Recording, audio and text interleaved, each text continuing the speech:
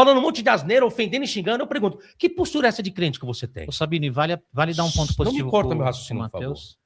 Tá. Que postura de crente que você tem? Que santidade de vida você carrega com Deus? Que testemunho que você está dando de cristão para tentar evangelizar alguém, ganhar alguém para Jesus? Por essas atitudes, eu nunca me tornaria um cristão. Só uma pergunta, professor Fábio. No arrebatamento vai ter transformação de corpo?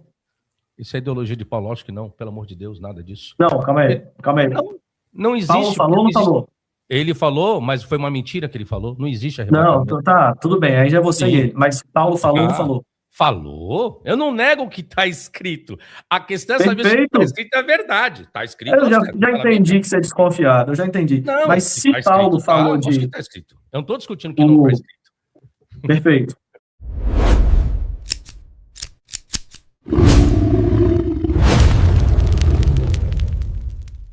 O que eu digo que é quando já foi comprovado, diagnosticado, constatado a veracidade daquilo. Aí eu não consigo enxergar que exista mais algum recurso, entende? Então não consigo. Eu te dou um exemplo aqui. Eu te dou um exemplo aqui. Te dou um exemplo. Sim. Arrebatamento da igreja. Simples.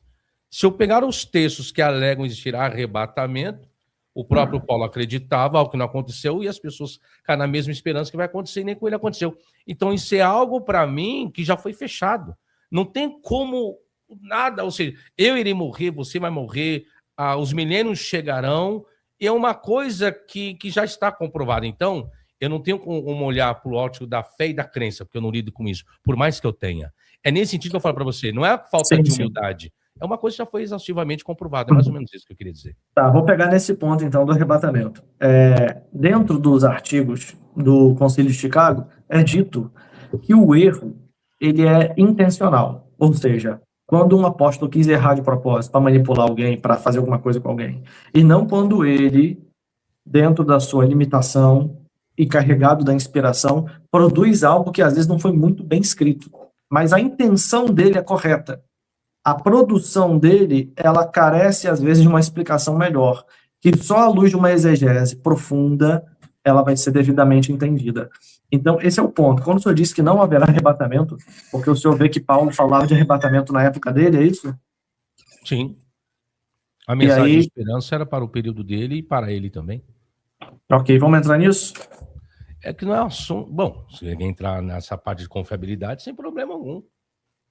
Perfeito. Só vou tirar aqui a câmera rapidinho, minha esposa vai passar, mas vamos lá. Qual texto o senhor quer trabalhar? 1 Tessalonicenses 4? 1 Tessalonicenses, capítulo 4, acho que é o verso 15, né? Ao 17. Coloca ali o texto, por gentileza. 1 Tessalonicenses 4. Isso. 1 Tessalonicenses 4, versículo 5. 5 a 17. 15. Vamos lá, Lu, põe na tela. Tá. Vai falando aí que a gente vai mudando aqui, tá? Coloca o meu aí também. Tá. Não, é 15. Não é 5, não. Aí. Isso? Isso. 4:15. Dízimos, pois, isto pela palavra do Senhor, que nós, os que ficarmos vivos, eu acho que é aí que o professor entra, né? Ou seja, Paulo está falando dos que estão vivos naquela época, é isso, professor? Uhum. Perfeito. Olha, os que ficarmos vivos até a vinda do Senhor, de modo algum precederemos os que dormem. Por gentileza, coloque seu argumento. Tá. O seu professor, que você mandou aqui, é o mesmo da Bíblia Confiável? Mesmo Não, tinha passado no debate anterior. No debate anterior. Eu debati sobre arrebatamento lá com o Odésio. Deixa eu abrir aqui. Vamos no outro. O senhor vai ler o esboço? Eu vou ler o esboço. Você quer colocar o seu entendimento a respeito desse versículo? Vou seguindo assim até achar o esboço. Vai lá. Tô O que acontece? Pode mandar bala. O que acontece? Vamos lá. Nós temos aqui Paulo falando, né? Nós, os que ficarmos vivos, ele está colocando isso porque ele está usando uma linguagem de consolar a igreja. Sim. Ele está consolando a igreja. Inclusive, no verso 18, ele fala: consolai uns aos outros com essas palavras. Nós sabemos que as pessoas ali estavam morrendo, havia muito luto, havia muita perseguição, e eles queriam saber para onde ia a pessoa depois que morria, qual o destino dela, e Paulo escreve essa carta para poder esclarecer esse ponto. Diante disso, Paulo ele trabalha com uma linguagem dos que estão vivos e dos que estão mortos. Ele não está dizendo que vai ficar vivo até a vinda do Senhor. Até porque o verbo perileipomenoi, aqui ele é um particípio. Ele nem tem esse aspecto verbal de trazer uma temporalidade. Ele funciona como uma forma nominativa. Então, quando ele fala ficarmos vivos aqui, ele, né, até a vinda do Senhor, ele está trabalhando esse ponto. O verbo zontes também aqui também é particípio. E nós sabemos que dentro do uso do particípio, independente se ele é dependente ou independente, substantivo, adverbial, verbal ou adjetivo, ele nunca vai trazer essa questão dessa marca temporal de que Paulo está falando, não, nós vamos ficar vivos até a volta de Cristo. Não, ele está colocando isso como uma hipótese de que a vinda de Cristo será para aqueles que estão vivos. Aqueles que estiverem vivos na vinda de Cristo, ele vai colocar lá. Ah, mas ele colocou aqui o pronome remeis. É porque ele está se incluindo na dor daquelas pessoas. Ele não está se incluindo no arrebatamento. Ele tinha uma esperança que Cristo voltasse na sua época, e isso não dá para negar. Ele tinha uma esperança, mas não dá para dizer aqui que Paulo está afirmando que ele vai ficar vivo até a vinda de Cristo. E outro detalhe também, né, a palavra parousia, que ele usa aqui também, que é a palavra vinda, né, mais para frente que vai ser a palavra harpazo, também dá para trabalhar isso. Achou de bolso aí? Tô achando aqui, só tô indo pro versículo 15, né, Sabino? 15. É, versículo 15. Tá. Mas a pergunta que eu faço para você, Mateus, é: esse texto fala sobre arrebatamento da igreja? Fala. Ok. Em qual parte aí trata do arrebatamento da igreja? Verso 17. Leia para mim, por favor. Logo em seguida, nós, os que estivermos vivos sobre a terra, seremos arrebatados com ele nas nuvens, para o encontro com o Senhor nos ares. E assim estaremos para sempre com o Senhor. Ok.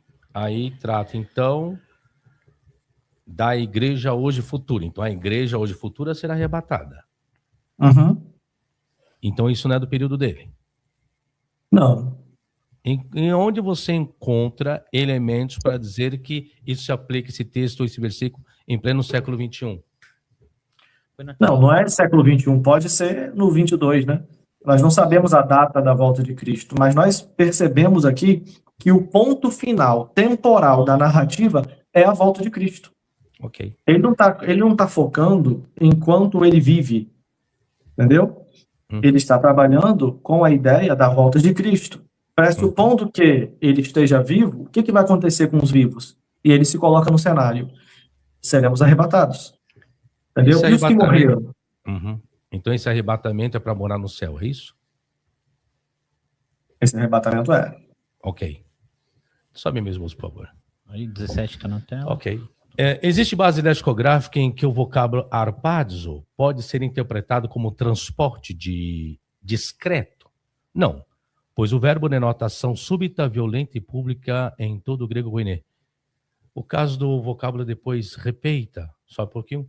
No fluxo argumentativo, o advérbio repeita desempenha a função discursiva não cronológica detalhada. Sobe mais um pouquinho, depois eu vou explicando tudo isso.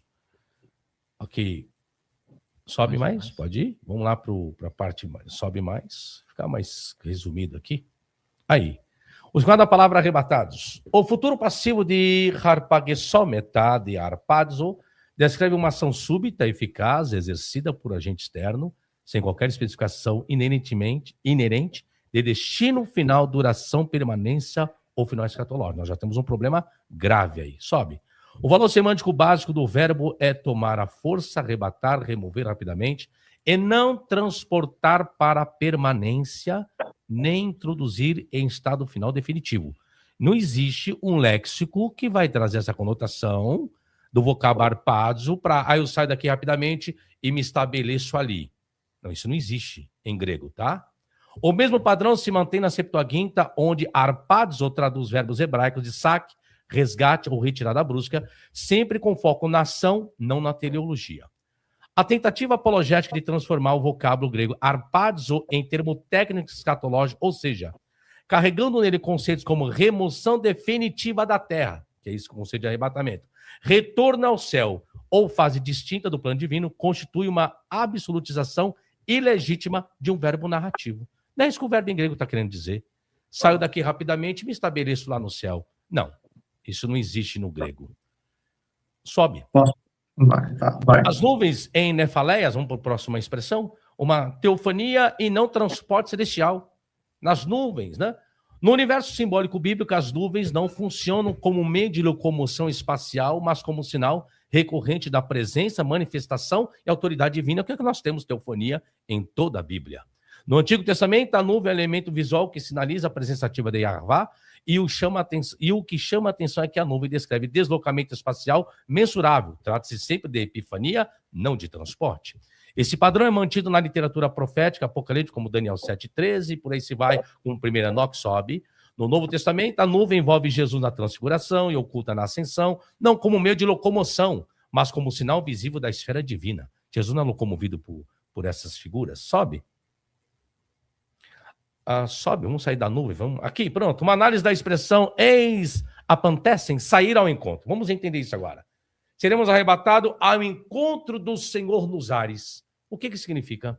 A expressão eis apantecem pertence a um vocabulário técnico bem estabelecido no grego helenístico, designando o ato formal de sair ao encontro de uma autoridade que chega, com a finalidade de escoltá-la de volta ao local de destino. O núcleo semântico da construção não é deslocamento para longe, mas recepção honorífica e retorno conjunto. Esse dado lexical é decisivo para a leitura do versículo, pois condiciona a direção do movimento descrito por Paulo. Sobe. O ponto focal da expressão não é o local do encontro em si, mas o destino final pressuposto, que é o lugar para onde a autoridade está se dirigindo. O encontro ocorre fora, mas o movimento culmina dentro. E esse mesmo padrão se mantém no Novo Testamento. Em Mateus, as virgens saem, eis apantece ao encontro do noivo, não para abandonar definitivamente o espaço da festa, mas precisamente para retornar com ele ao local da celebração. Em Atos dos Irmãos de Roma, você não sabe muito, não me perco meu raciocínio ali, tá? Tá bom, pode parar por aí. Em Atos dos Irmãos de Roma, vão, eis apantece de Paulo até o fórum de Ape e 3 vendas, e o acompanha de volta para Roma. Você, quando fala encontrar o Senhor nos ares, não é para morar no céu, é para retomar com ele, isso que Paulo quer dizer. É ser arrebatado para isso. Não é para morar no céu, não.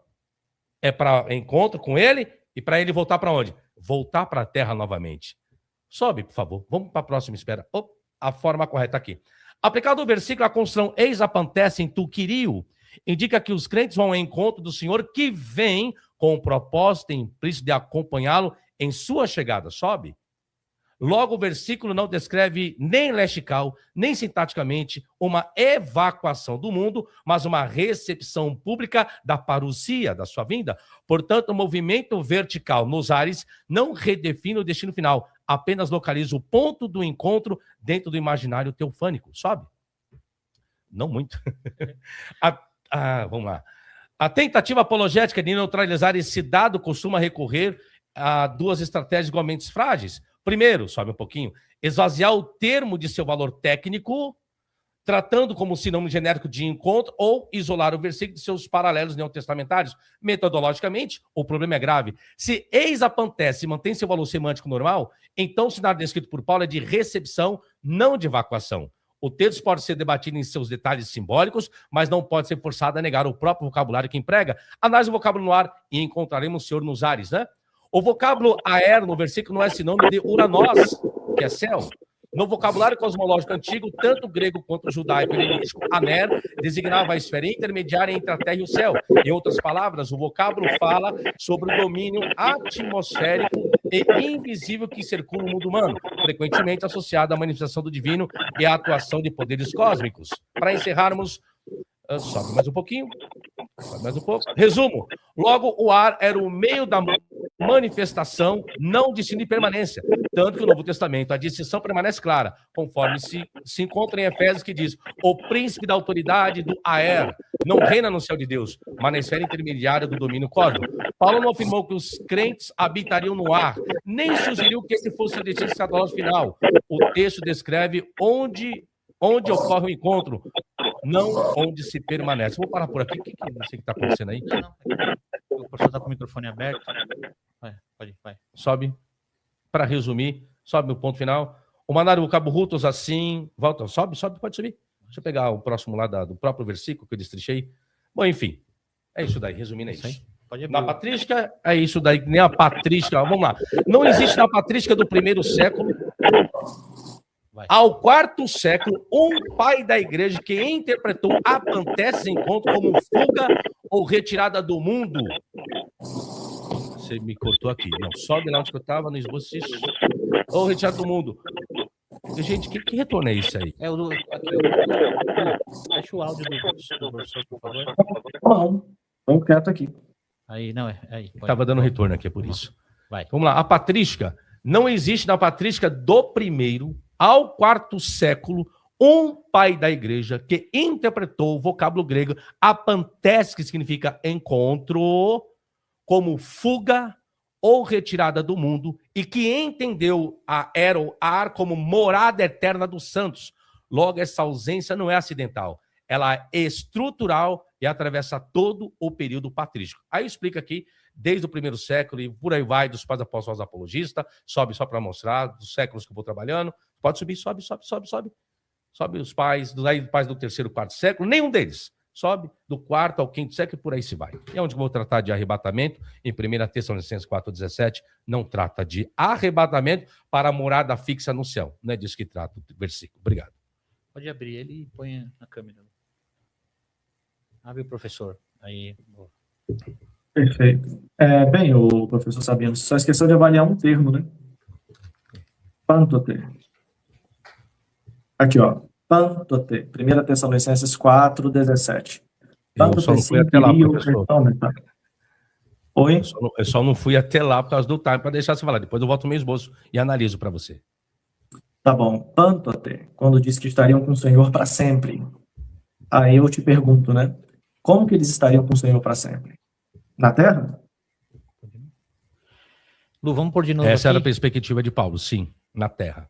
Ponha o texto. Qual é o elemento? Vamos lá. Qual é o elemento de terra que o senhor vê aqui? Porque aqui eu vejo nuvens, vejo ares.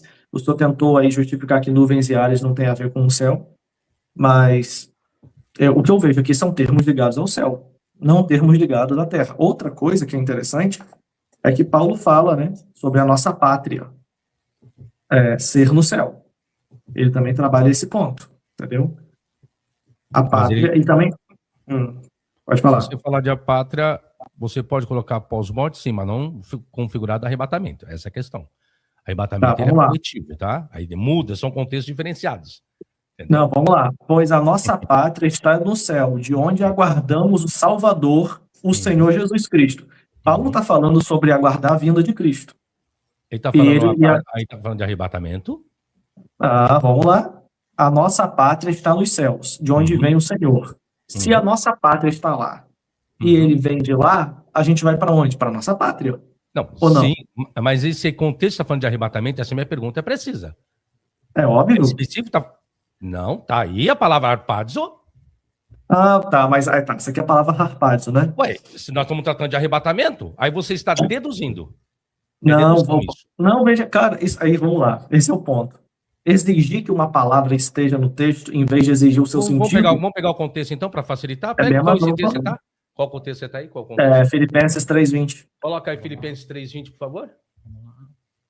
Quer ver o 21? Fica bom ainda? Não, deixa eu colocar aqui na tela para nós, vamos pegar o contexto. Coloca aí, vamos pegar. Só uma pergunta, professor Fábio. No arrebatamento vai ter transformação de corpo? Isso é ideologia de Paulo, acho que não, pelo amor de Deus, nada disso. Não, calma aí.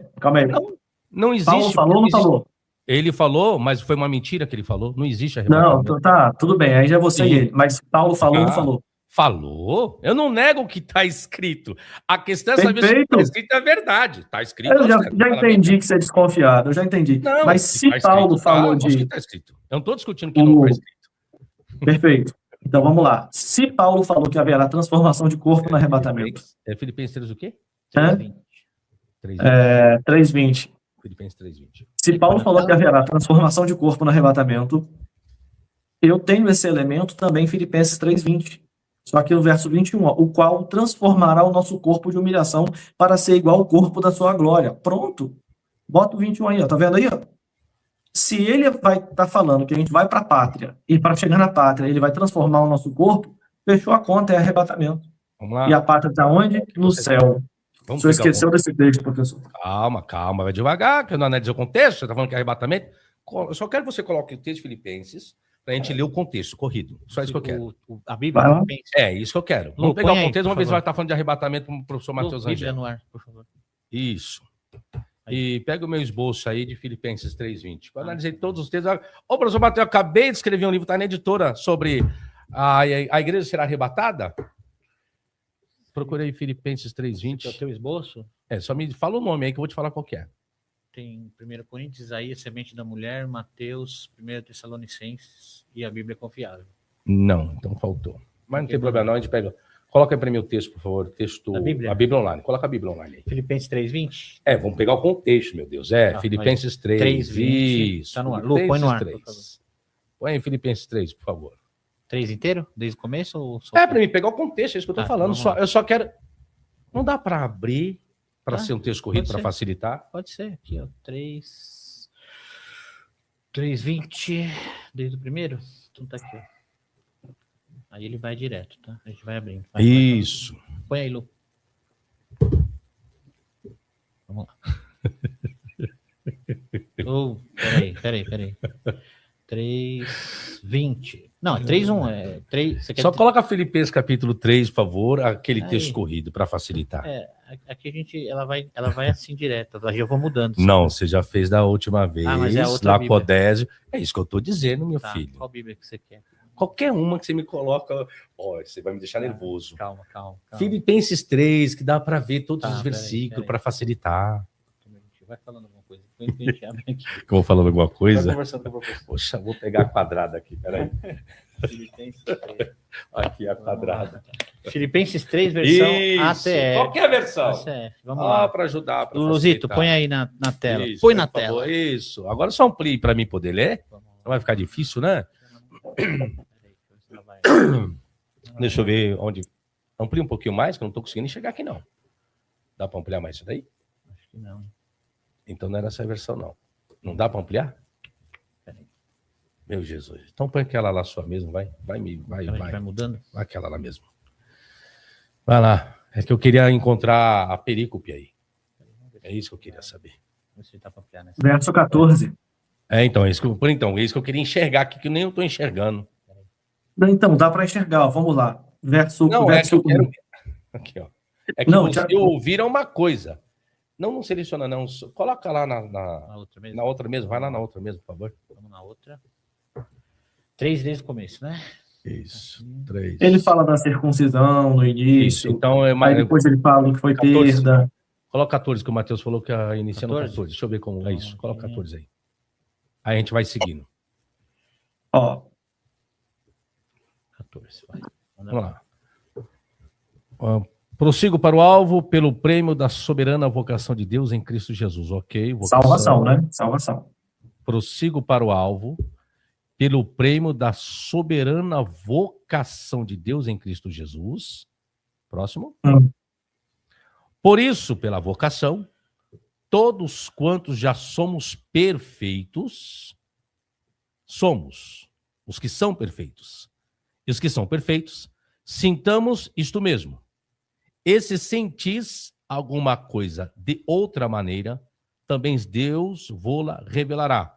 Por isso, volto 14, vamos ver o por isso, no que ele está tratando. Prossigo para o alvo. Ele está encaminhando, não que ele já chegou no alvo. Ele está chegando lá. Não é quem vem para ele, é ele quem está tentando ir. Pelo prêmio da soberana vocação de Deus em Cristo Jesus. Ok? Intermediário em Cristo Jesus. O quê? O prêmio da soberana vocação de Deus em Cristo Jesus. Então, ele não chegou no alvo. Prossigo para o alvo. Próximo versículo agora. Por isso, todos quantos já somos perfeitos, sintamos isso mesmo. E sentis alguma coisa de outra maneira, também Deus vô-lo revelará. Mas, uma conjunção adversativa, naquilo a que já chegamos, andemos segundo a mesma regra e sintamos o mesmo. Sede Fala também, sobre- meus... Não, Sede- vai. Sede também meus imitadores, irmãos, e tende cuidado, isso é um perigo, segundo o exemplo que tendes em nós, pelos que assim andam. Isso aí eu discordo totalmente dele. Continue. Vamos ver se está falando de arrebatamento. Próximo versículo. Esse é o 18. Vai. Você não leu isso ainda. Porque muitos há, dos quais muitas vezes vos disse, e agora também digo, chorando, que são inimigos da cruz de Cristo. Está falando de embates, ok. Cujo fim é a perdição. Por quê? Por isso estão contra Cristo. Cujo Deus é o ventre. Opa, já está explicando. Estão preocupados mais com outras questões do que com Jesus. E cuja glória é para a confusão deles, que só pensam nas coisas terrenas. Opa! Vida de pensamentos terrenos. E não apenas pensamentos terrenos, mas práticas que contraria as práticas cristãs. É isso que Paulo está dizendo. Estou falando de prática. E agora? Okay. Vai. Vamos lá? Mas a nossa cidade está nos céus, de onde também esperamos o Salvador, o Senhor Jesus Cristo. Continua. Que transformará o nosso corpo abatido para ser conforme o seu corpo glorioso, segundo o seu eficaz poder de sujeitar também a si todas as coisas. Próximo. Portanto, meus amados e muito queridos irmãos, minha alegria e coroa, estáis assim firmes no Senhor, amados. Próximo. Não quero ver arrebatamento que eu não vi. Não, já voltou. Já remudou o capítulo. Aqui, vamos lá, qual o contexto? O contexto está falando de práticas terrenas, onde as pessoas pensavam apenas nas suas questões de satisfazer a vontade da carne. Esse versículo não fala a transformação corporal, que Paulo quer colocar dentro desse contexto, não é para ser arrebatado, é para que os mesmos não tivessem as mesmas práticas que os outros estavam tendo fisicamente na terra. Então, Paulo está colocando transformação corporal, não é para morar no céu, não.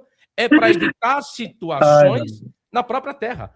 Aí você então, por que ele fala assim, ó, para ser igual ao corpo da sua glória? Então, Verso 21. Por quê? Porque o corpo da glória não está sujeito ao pecado, conforme as pessoas estavam pecando no contexto.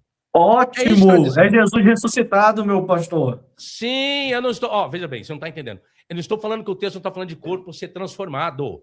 E só que aí não está dizendo de arrebatamento, é isso que eu estou dizendo.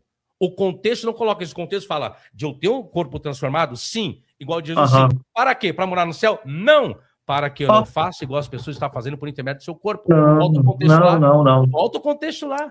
Olha só, vem comigo. Não, calma, as pessoas, só um então... de novo, para as pessoas lerem aqui. Qual que você quer? Versículo, não lembro se é 18, 19. Volta, vai voltando que eu vou ver aqui. Aqui, volta mais um. Aí. Aqui. Vai. Porque muitos há aqui, ó, dos quais muitas vezes vos disse, e agora também digo, chorando. Olha que clímax nós temos nesse versículo 18. Chorando, que são inimigos da cruz de Cristo. O que eles estavam fazendo? Próximo. Cujo fim é a perdição. Paulo não queria isso. Não queria isso. Cujo Deus é o ventre. Olha a preocupação dessas pessoas. Essas pessoas não estavam preocupadas em nada benéfico a respeito de cristandade. Pelo contrário. E cuja glória é para a confusão deles. É o que eles imaginavam. O que era a glória para nós? É ter um corpo glorificado? Não. É satisfazer o âmago da minha alma, a minha vontade carnal. É isso que Paulo está dizendo. Nós precisamos ter um corpo igual de Jesus para nós não ansiarmos fazer o que esse que eu estou chorando, que já estão perdidos. E quando é que a gente vai ter um corpo? E quando é que o crente, segundo Paulo, vai ter um corpo igual de Jesus? No arrebatamento, professor. Então vamos lá. Isso é o que Paulo colocou? Mateus, eu já não discordo. Só que não para hoje. Só que não para hoje, filho, infelizmente. Eu concordo tudo com você, mas quando você coloca que isso vai acontecer nos dias de hoje, me desculpa, amigo. Aí não dá. Tá, vamos lá. Primeiro ponto, vamos responder. Então, isso me deixa muito feliz. Você assume que esse texto está falando que a pátria do crente é no céu, que o arrebatamento vai levar para o céu. Você acha que não é para os dias de hoje, certo? Não, você não entendeu. Aí não está falando de arrebatamento, Mateus Rangel. Acabei de explicar minuticamente o contexto. Qual outro lugar ele fala que o corpo do crente vai ser transformado, se não no arrebatamento? É só no arrebatamento. Isso é pontual, não tem nenhum outro texto que dá para entender outra coisa, professor. Vamos lá. O arrebatamento é individual ou coletivo, Mateus Rangel? Coletivo. Coletivo, filho. Me desculpa. Não existe isso. Isso nunca vai existir na face da Terra. Por mais que as pessoas tenham fé, crença e esperança. Eu não posso... Eu tenho crença, só que essa esperança eu não posso ter. Essa transformação, novamente, essa transformação corporal, o próprio Paulo acreditava que teria isso. Ele acreditava piamente. Tá, professor. Infelizmente. Tudo bem. A crença eu reconheço que ela é assustadora. Os túmulos se abrindo, o povo ressuscitando, sendo arrebatado. É uma cena de filme que nem Hollywood conseguiu. Eu reconheço isso. E aí entra o ponto, né? Eu creio no arrebatamento, você não crê. Só que agora dizer que esse texto não está falando de arrebatamento, não, de Filipenses 3:20, não. Aí é difícil, porque a pátria está no céu. Então, vai ter transformação de corpo. O corpo vai ser igual ao de Jesus. E vamos estar com ele subordinando todas as coisas. Esse texto é praticamente uma réplica. O senhor não gosta de plágio? É praticamente um plágio de 1 Tessalonicenses, ou meu professor. Só que sem usar as mesmas palavras, mas usando o mesmo conceito. Ele está colocando algo que ele imagina que está lá no céu. A pátria está lá. Está lá. A questão é, ele foi? A nossa não, porque ele está aguardando.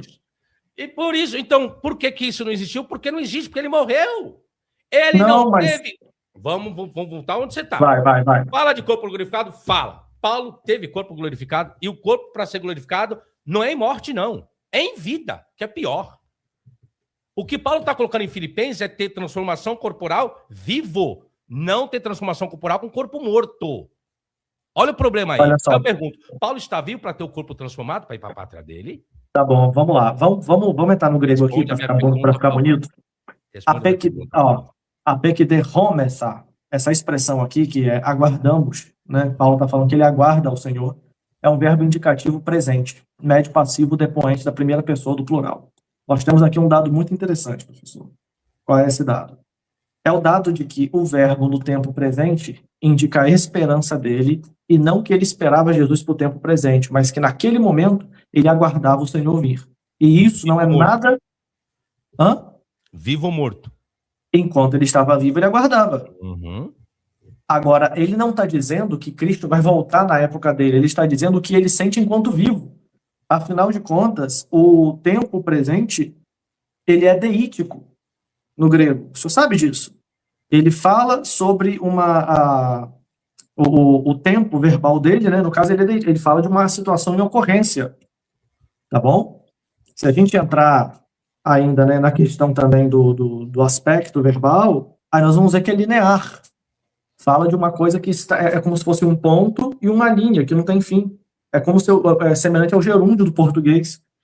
Tá bom? Se eu pegar também ainda, né, o action sart, aí já vai melhorar ainda. Porque Paulo está usando uma ferramenta constatativa. Calma, só um minutinho, Matheus. Ele está constatando o sentimento que ele tem hoje sobre o futuro. Ele não está dizendo que o futuro era para hoje. Só um minutinho, não, vamos lá. Por que ele coloca a questão linear? Porque ele está no contexto de uma igreja. Ele está escrevendo para a igreja de Filipe, e ele tem a imagem, por mais que ele morra, ele acredita que aqueles que estivessem vivos passariam por isso. Por isso que é linear. Não quer dizer que esse linear é o imaginamento do século XXI, como o 22 se coloca hoje. Nós temos que respeitar o contexto temporal da situação e circunstâncias, o qual levou o escritor a escrever isso, hermeneuticamente dizendo. Então, é isso que eu estou dizendo. Então, agora lembra-se, isso é o que ele imagina ser a verdade de outros 500. Era uma esperança dele? Concordo, era a fé dele? Concordo, era a crença dele? Era! Foi isso que ele estimulou as pessoas a acreditarem também? Sim! É isso que as pessoas estimulam a acreditar hoje? Sim! Aconteceu lá? Não! Vai acontecer hoje? Também não! Com ninguém... Aí é crença do Senhor, professor. Aí não é aí crença, é sua crença também. Aí tudo bem. Aí você está fazendo a mesma coisa que Paulo. Você está estimulando os outros a crer, você crê, você não aguarda, e você está querendo botar isso para os outros. Qual a diferença sua para Paulo? É que ele crê e o senhor não crê. Só isso. Eu não estou lidando com crença, eu estou explicando hermeneuticamente. Não é questão de crença. Você está provando hermeneuticamente que não é para hoje? Como isso, pelo amor de Deus? Acho que não, é isso que você não está entendendo. Você está pegando o tempo verbal, deítico da forma que você colocou, a questão linear da pontuação, que não tem fim, lógico que não teria fim, porque ele acredita que aquilo aconteceria com a igreja, mesmo que ele morresse. Só que o que aconteceu? A igreja de Filipe morreu. Todos os descendentes de lá também morreram. Eu e você, nós vamos morrer. Todo mundo que está aqui nos assistindo hoje, vai todo mundo morrer na quinta, milésima geração e ninguém vai ser arrebatado, meu filho. Professor, o senhor com certeza conhece os conceitos de holonímia e meronímia, quando vai do todo para a parte e da parte para o todo. O conceito de holonímia coletivista é o que Paulo usa aqui. Ele, quando está usando a igreja, ele está falando exatamente para aqueles membros ali, ele está falando para a igreja sobre a volta de Cristo. Ele está colocando como hipótese que Cristo volte enquanto eles estejam vivos. Sim. Então, há uma certeza da... Não, tudo bem, ótimo. Então, nesse caso, a mensagem que ele trouxe para aquela igreja lá, ela continua valendo para a igreja aqui. É a esperança da igreja como um todo, e não para a igreja de Filipos. Entendeu? Sozinha. Ele está colocando isso, por isso que ele usa o termo holonímico. Aqui, aguardamos, né? Coloca na primeira pessoa do plural, por isso que ele usa os outros termos, a nossa pátria, aqui, remono. Ele se inclui na narrativa, porque quando ele fala de igreja, ele também é igreja. Ele está participando daquela esperança, ele está ativo naquela expectativa, e aí se ele morre, isso não mata a mensagem, isso não mata a ideia do arrebatamento. A ideia do arrebatamento continua, porque quando Cristo voltar, aí veremos se Paulo estava certo ou o senhor estava certo. Agora, entendeu? Paulo passava de um safado, sem vergonha, um pilantra e um mentiroso, com certeza. Santo é o senhor, né, professor? Não, eu, o maior pecador da face da terra sou eu mesmo. Mais alguma pergunta a respeito do tema? Eu tinha tanta coisa para tratar com você. Eu também. Mas sabe o que eu vou fazer? Eu vou lidar com o tema, vou montar uma nova série, não agora, que é justamente, Matheus, eu estou lidando com a série sobre arrebatamento no meu canal. Eu estava com a série sobre Em Busca da Origem do Gênesis, sobre o período patriarcal. Aí eu escrevi o livro, estou lá dando aula, mas na próxima série eu vou montar A Bíblia Confiável. Porque a gente trabalhou um tema só. Eu vou falar para você aqui resumidamente. Ia falar sobre a confiabilidade textual. Se Deus preservou perfeitamente o texto, por que existem variantes significativas?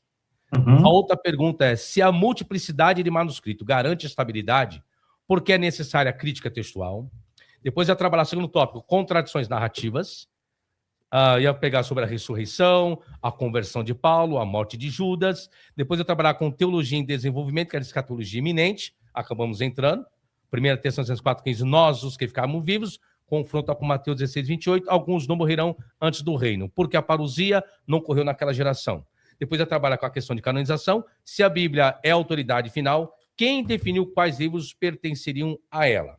Aí eu ia trabalhar justamente o livro de Hebreus foi contestado, Apocalipse foi contestado e o Passo de Hermas foi amplamente lido. Aí a pergunta: a autoridade vem do texto da decisão histórica da igreja. Depois de trabalhar com inspiração e autoria, nós não entramos muito. Ia falar um pouco sobre a pseudepigrafia. Exemplo, 2 Pedro não foi escrito por Pedro, né? Posição majoritária na crítica. Deus inspiraria um texto sob nome não autêntico? E depois, a pergunta central: se retirarmos pressuposto de fé, quais evidências puramente históricas demonstram que o texto foi preservado sem alterações relevantes? Infelizmente, fica para a próxima oportunidade e a gente pode discutir. Fica assim, eu também não... Eu confesso que eu preparei aqui, tem 8 páginas só o meu esboço, entendeu? E ele está preparado, roteirizado para perguntas e respostas, né? As bases, enfim, é o estudo que eu já tenho, mas eu esperava mesmo, que o senhor conhecesse o que eu entendo por inerrância. O que o crente entende. Isso aqui é como se fosse, não tem o valor de um concílio, mas isso daqui foi adotado nos Estados Unidos como se fosse. Entendeu? Então eu sugiro mesmo, até mesmo para poder o seu trabalho ganhar essa relevância maior, né? Porque é isso que se fala lá. A inerrância das escrituras, confirmando a exatidão das escrituras para uma nova geração. Eu acho que o trabalho feito em cima disso, para desestruturá-lo, isso aí seria um trabalho sério. Considerando as premissas errôneas, os artigos de afirmação e negação, se o senhor conseguir mostrar que a Bíblia não é inerrante, seguindo esse critério aí, até o Dudu já colocou, e ficaria ótimo, porque dentro desse critério aí, professor, dentro desse livro verde, eu não consegui achar errabilidade na Bíblia. Não consegui. E aí, é óbvio, quando o Senhor faz uma afirmação, ela está baseada num erro que esse livro já previu. Quando o Senhor trabalha um texto, geralmente ele está baseado nesse outro material aqui, que também já previu o erro. Diante disso, eu pensando que o Senhor conhecesse isso, nós iríamos falar dentro dele aqui. Você ia mostrar para mim, não, Mateus, não cometi nenhum dos 17 erros aí, e está aqui o argumento. Aí seria novo para mim. Porque fora isso, o senhor está debatendo uma espécie de inerrância que não é aquela que eu defendo. Entendeu? É a inerrância popular, que eu chamo da teologia popular. E, de fato, conforme é tido pelas igrejas, né? Inclusive, a Sociedade Evangélica dos Estados Unidos, a maior de todas no mundo, a mais estudiosa nesse sentido, ela adotou isso daqui, esses artigos, como a representação da inerrância dela. Aqui fala sobre inerrância limitada, totalitária, ilimitada. Então, eu senti a escassez disso, né? Então, eu acabei entrando nos seus pontos, mostrando as contradições que eu entendi existir ali, e é isso, né? Já tem, 2 horas e 18 minutos, eu também preciso sair, mas eu acho que o professor Sabino, que eu e o senhor, diante do respeito que a gente tem um pelo outro, no debate, nós deveríamos debater até o final das nossas vidas, porque tem muita coisa que a gente discorda. Então, deixo aqui os meus agradecimentos e depois, né, queria fazer uma fala final, mas eu vou devolver para o administrador. Vamos lá, pessoal. Tem os superchats aqui, na verdade não foi pergunta, alguns comentários, tá? Eu queria, antes de agradecer, eu vou ler aqui os superchats. Bom, superchats normais, teve um aqui, Mateus 1, Sabino 0, depois Sabino 1, Mateus 0, então empatou. É só para você entender, aqui não existe disputa. Isso. Exatamente. Então, o que tiver de superchat referente a isso, você esquece. Não, já estou cortando aqui. Que aí depois eu vou trazer essa minha fala sobre isso. Aí tá? tem uma pergunta polêmica, não sei se você que falou. O Leonardo Lucas, ele mandou aqui, ele falou, afinal, é uma pergunta do Leonardo, José foi corno ou não? Não tem nada. Essa é aquela pergunta do... Lembra que não tem nada a ver com o tema de hoje? Sim, não tem nada a ver. Eu não sou obrigado a responder perguntas que é fora do assunto aqui. Foi aquela pergunta do debate do Cogos. É por isso que eu estou dizendo, tem que policiar o superchat para poder ler perguntas que respeitem o assunto. O Leonardo, nós vamos trazer o Cogos aqui, tá? Para uma entrevista. Aí eu vou perguntar para ele sobre o que aconteceu aí, tá bom? Aí depois ele vê se ele quer debater com o Sabino. O Cogos já está na agenda aqui para... Cogos nunca mais debaterá comigo, pelo amor de Deus. Ó, Deus está offline. Isso aqui mandou um superchat, obrigado. Abraço. Professor Sabino manda bem demais, estamos reunidos aqui no meu grupo assistindo, um abraço. Rogério, obrigado Rogério, boa tarde comunidade, parabéns pelo debate, grande abraço ao professor Fábio Sabino e principalmente ao nosso querido professor Matheus Rangel, aí do Rio de Janeiro, aqui do Rio. Aí sim, né? Aí é comentário com qualidade. Tá. Obrigado, muito obrigado, tamo junto aí. Leonardo Lucas, eu não vou ler esse outro aqui, outro também do Bruno não vou ler. Júlia Cababosa, Deus é misericordioso, Mateus não. Aí aqui o outro, Sabinão de Moraes. Aí volto novamente. Vencedor supremo. Volto novamente. Gente, deixa eu explicar uma coisa, você continua a leitura. É assim, ó. O que eu não gosto? Quem começa a trazer questão de disputa, me desculpe, professor Matheus Angel, são alguns crentes que não têm cultura e nem amadurecimento espiritual que dizem ter. Acha que debater é humilhar a pessoa. Não é isso não, gente. Debate acadêmico, por isso que eu gosto de debater com o professor Matheus Rangel, é postura. É a probabilidade. Possa ser que exista nas palavras, vamos dizer, na tônica, na tonicidade das palavras, talvez um pouco mais áspera, mas nada que fira aquilo que a pessoa é como ser humano. E eu me admiro, e eu disse para o professor Matheus Rangel, só não vou usar palavras aqui de baixo calão, a hora que o Du compartilhou, como o nome você fala? A chamadinha. A chamada, isso. O que tinha de pastores, evangelistas, presbíteros, líderes de igreja, falando um monte de asneira, ofendendo e xingando, eu pergunto, que postura é essa de crente que você tem? Ô Sabino, vale dar um ponto positivo. Não me corta meu raciocínio, por favor. Tá. Que postura de crente que você tem? Que santidade de vida você carrega com Deus? Que testemunho que você está dando de cristão para tentar evangelizar alguém, ganhar alguém para Jesus? Por essas atitudes, eu nunca me tornaria um cristão. As pessoas não conseguem respeitar a oposição de alguém pensar diferente. Quem ensinou para você que você é obrigado a concordar com todo mundo? Quem diz para você que eu sou obrigado a concordar com todo mundo? Quem diz para você que o professor Matheus Rangel tem que concordar com tudo aquilo que eu digo? Não! Nós somos pessoas maduras para diferenciarmos o que é bom para nós e o que não é. Mas não quer dizer que nesse momento eu tenho que xingar alguém de herege. E sabia que Paulo escreveu que é bom que exista na igreja heresias para os que são sinceros se manifestam entre vós. 1 Coríntios capítulo 11. O vocábulo aireses. Tem crente que diz que é teólogo, mas não sabe nem de Bíblia. É só ofensas. Achando quem vai ganhar. Como diz o ditado que eu vi lá. Olha, não dá na cara não para não atrapalhar o velório. Isso é linguagem de crente?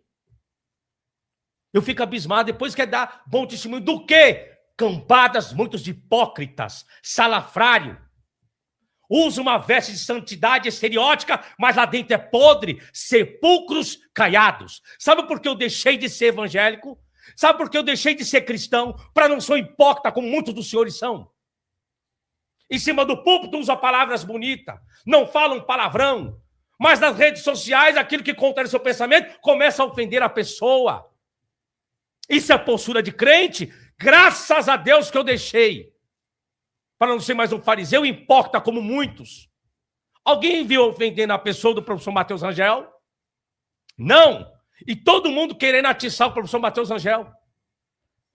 Deveriam criar vergonha na cara. Seja exemplo de cristão verdadeiro e autêntico. Porque de hipócritas, eu já fui um e deixei de ser. E o que tiver que falar, eu falo. E ainda levou um boi. Eu só estou respeitando o professor Matheus Rangel, o professor Matheus Rangel dos bastidores. Ele falou, professor, não faça isso. Porque ia dar nome de cada um dos senhores aqui, e os senhores iam saber para onde que ia mandar os senhores aqui. E pastores, evangelistas. Mais de 100 pessoas me ofenderam. Eu poderia dar o nome de cada um dos senhores para envergonhá-los. Porque é isso que os senhores são. Uma vergonha para o evangelho de Jesus Cristo. Muito obrigado. Opa, joga para mim aí, Lu. Vamos lá. Normal aí? Lu, abre o meu, por favor. Abriu? Aí. É isso aí.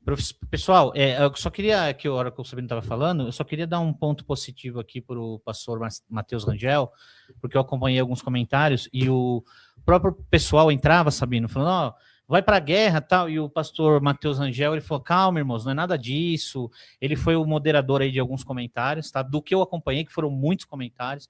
Então, eu só queria dar esse ponto positivo aí para o professor Matheus. Antes de eu dar os recados finais, então eu queria... Sabino, você tem mais alguma declaração final para dar? Gente, esse aqui é o meu lado de indignação. Sabe, eu fui pregador da Assembleia de Deus por muitos anos. E após a perda do meu pastor, Severino Pedro da Silva, que era escritor, a minha ótica mudou.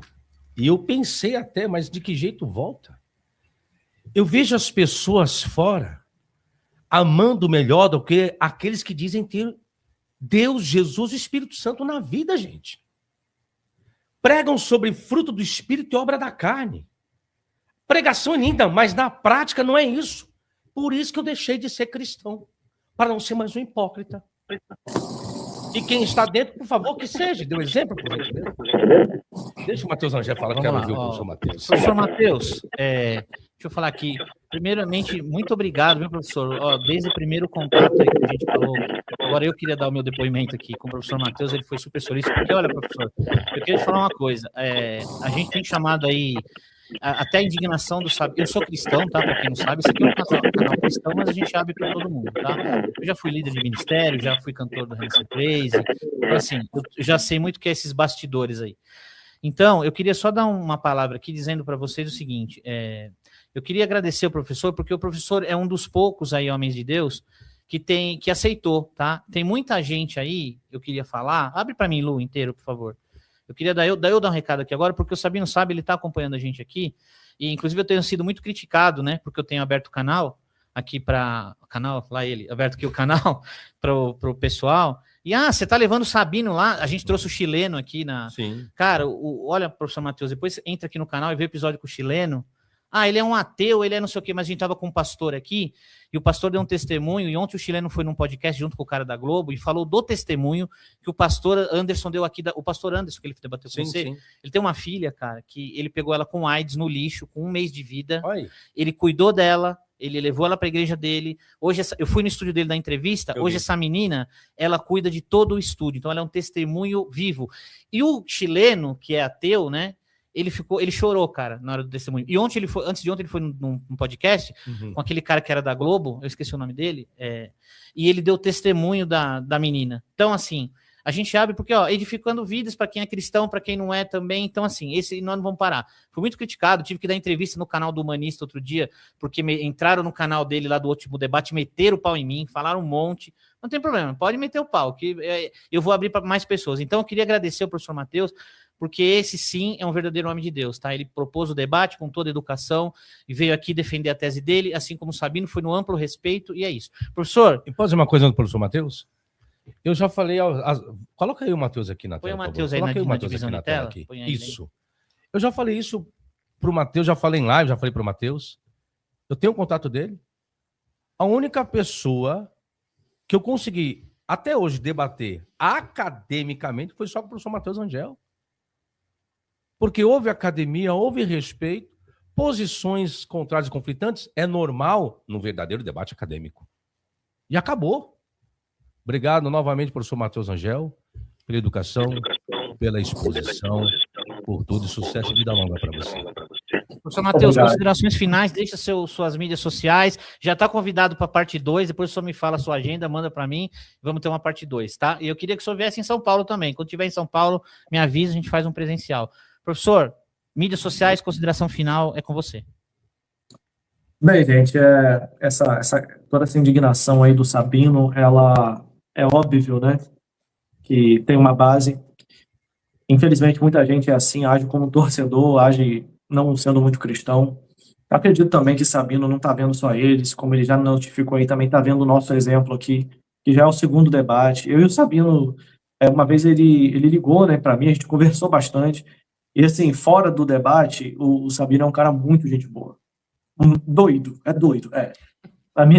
Na minha percepção, o professor Fábio Sabino precisa de um psicólogo, precisa de 2. Vou convidar a gente para os espetinhos, mas é um cara, churrasco que leva a gente, viu, professor? Ele faz churrasco, não, mas é um cara de verdade, Ele me ligou na época porque ele ficou sabendo de um colega aí nosso, né, que fez alguma coisa contra mim, e ele falou, Matheus, se você quiser, eu acabo com a vida dele agora, não sei o quê, eu tenho umas coisas aqui para... Eu falei, não, rapaz, pelo amor de Deus, salta isso. Então, eu tô sempre apaziguando ele, né, antes do debate, ele também queria colocar o nome da galera, eu falei, rapaz, não faz isso não. E ele, né, muito gentilmente atendeu. Mas esse cara é desse jeito, ele é sincero, ele é transparente, se ele gosta, gosta, se ele não gosta, ele também não finge que gosta. E, enfim, é óbvio, né, que como uma pessoa pública que expõe sempre o que acredita, e o que ele acredita é polêmico, vai gerar muita repercussão em torno dele, normal, mas eu também não debato para poder ganhar o professor Sabino para Jesus, porque na minha concepção de fé, nem salvação Sabino tem, blasfemou contra o Espírito Santo, então, mas isso não significa, o professor, que eu não possa, né, ver você como respeito, compartilhar uma tela contigo. Inclusive, muita gente me desorientou a fazer esse debate também. Matheus, vai dar espaço para ele é isso, ele é aquilo. Eu falo, cara, é isso, cada um tem seu jeito, tem sua forma, e eu acho que o público que ouve ele também precisa ouvir uma outra versão das abordagens que ele fizer, e eu acredito ter competência para fazer isso, e assim o fiz. Então, fizemos de forma acadêmica. Eu queria falar para vocês, gente, que eu sou diretor de uma escola, o Instituto Teológico Coinonia, e também sou tutor de uma pós-graduação em Teologia Bíblica. Nós só temos 20 vagas nessa pós-graduação, com o Pix mensal. Se quiser pagar à vista ou no cartão, tudo bem, mas no Pix mensal só tem 20 vagas. Você pode me chamar lá pelo Instagram e falar, professor, eu quero fazer a pós. Nós vamos colocar você lá. Se você quiser estudar o grego, o hebraico, a crítica textual, teologia comigo também pode estudar. Para quem não sabe aí, com toda humildade, eu sou o melhor professor de grego do país. Eu estudo muito, dou aula bastante, e quero assegurar também a vocês aí que nenhum dos meus alunos, eu estava olhando o chat, né, enquanto fazia o debate, nenhum dos meus alunos xingou o professor Sabino ou fez algum tipo de rechaço com ele. Eu conversei com eles antes. e converso com eles também sempre sobre isso, né? Se posicionar assim. E é isso, gente. Eu vou ler aqui um textinho. Eu vou botar aqui, né? Eu botei assim, ó, realmente eu esperava mais, senhoras e senhores. Esperava que o professor Fábio Sabino, ao discutir os conceitos e evasivas, ele entendesse também de como a inerrância é feita na igreja de uma forma oficial. Eu acho que deixou isso daí, né? Faltou isso daí no professor. Mas eu também entendo que ou ele vai transformar a Bíblia numa coleção de opiniões sujeitas aos mesmos erros, ou então ele aceita que a Bíblia é inerrante dentro desse critério aqui. Então, a posição consistente exige uma de duas. Ou passamos a tratar a Escritura como um testemunho confiável, sujeito às mesmas regras de interpretação que usamos para todo documento antigo, ou admitimos que a inspiração divina é contingente. E, com isso, desfazemos a confiança de milhares de cristãos depositados nas Escrituras. Também queria sugerir para o professor Sabino que eu usasse todo o conhecimento dele em prol de outras obras que não fosse a Bíblia. Eu fiz isso, professor, na faculdade de letras, né, trabalhando com material de língua portuguesa, tanto de Portugal, literatura portuguesa, como de literatura brasileira. E aí a gente consegue ver muita coisa e cresce muito com isso e percebe que, se eu for usar o critério do professor Sabino para avaliar toda a literatura, nenhuma passa. E aí, quando a gente chega nesse ponto de que nenhuma literatura passa no meu crivo, aí fica a questão, será que eu não estou usando uma régua rigorosa demais? Ou será que não tem erro no meu método? Por isso que eu acho que existem erros do professor Fábio Sabino, que eu acho que ele pode encontrar esse caminho averiguando outras literaturas. Então é isso. Eu deixo aqui um beijo para minha esposa, para minha filha, um abraço aí também para o professor Sabino, para o Dudu, que Deus abençoe esse podcast, que vocês sejam muito abençoados por Deus, que ele trabalhe no nosso coração a cada dia mais. Apesar de não acreditar na salvação do Sabino, eu oro para que ele fique manso, não fique bravo, porque eu sei que a saúde dele também, né, passou por uns pedaços aí, ele anda postando, e a gente sempre ora. Então é isso, gente. Um beijo para meus alunos, meus hereges, e amanhã tem aula. Um abraço, tamo junto. Professor, suas mídias sociais aí, se quiser falar delas, só deixa. Isso, tá aí, ó, professor.Mateus Rangel, eu até botei no lugar do meu nome.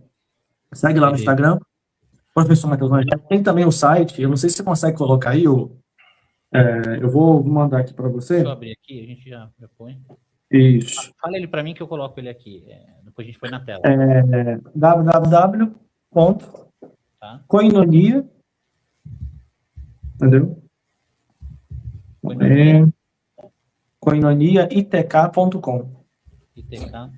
Tem alguma coisa a ver com aquele Ministério de Louvor, Koinonia, pastor, ou não? Não. Koinonia é uma palavra grega muito usada, né, em várias igrejas e tal, mas Koinonia é o nome da escola. Põe na tela aí que nós já... É uma escola independente. Esse é o site, tá, gente? Vocês tem como estudar comigo com R$80 mensais. Você pode assinar e vai pagando aos poucos, vai estudando qualquer disciplina aí, grego ou hebraico, você escolhe um curso. E nós temos 14 cursos, né? Se você assinar a plataforma com R$397, durante 3 anos, você vai ter todos os nossos cursos, ou de hoje, e todos os cursos que vão liberar no futuro para vocês. Então, aí está um pouco da nossa história, da nossa escola, pode ir passando aí, ó, Sola Escritura, aí, ó, Bíblia Inerrante, na parte aí, Sabino pula. Tem aí alguns alunos nossos, né? Amigos nossos, o pastor Ziel, o pastor Eliseu, enfim, o Albert, o Anderson, pode descer. Pastor Eliseu está convidado para uma entrevista. Quando quiser vir aqui, a gente entrevista ele. Benção, sabe muito também, tá? Pode descer. E ele, se não fosse crente, ia ser igual Sabino, porque o bicho é quente. O bicho é quente. Aí é assinatura, gente, aí é isso, né? Nós temos lá embaixo, vai passando mais para baixo um pouquinho, por gentileza. Pode passar. Até chegar a parte dos cursos. Aí, ó. Clica, por exemplo, em grego bíblico, no maisinho. Aí, ó. Aí tem toda a ementa do curso, todo o detalhamento. Só botar aí comprar curso e nós já receberemos vocês na nossa plataforma. Valeu, gente. Um beijo, um abraço. Tamo Valeu, junto. professor. Já vamos encerrar. Só vamos falar agora o merchan do Sabino aqui. Bom, agora é minha vez. Agora é a vez do Sabino. Bom, gente, novamente, obrigado, viu, Luiz? Obrigado, Luiz. Luiz é que fica ali na produção. Obrigado, Du. Queria agradecer ao Luiz, porque hoje, como é live assim, Hoje aqui em São Paulo tá uma chuva terrível. Tá, a gente conseguiu sobreviver. Obrigadão, viu, Luizão? Aqui. Você mora no meu coração. Obrigado, Luiz, novamente. Põe aí o livro do Sabino na tela, na promoção. Lembrando que agora eu possuo 12 obras, aí são 11.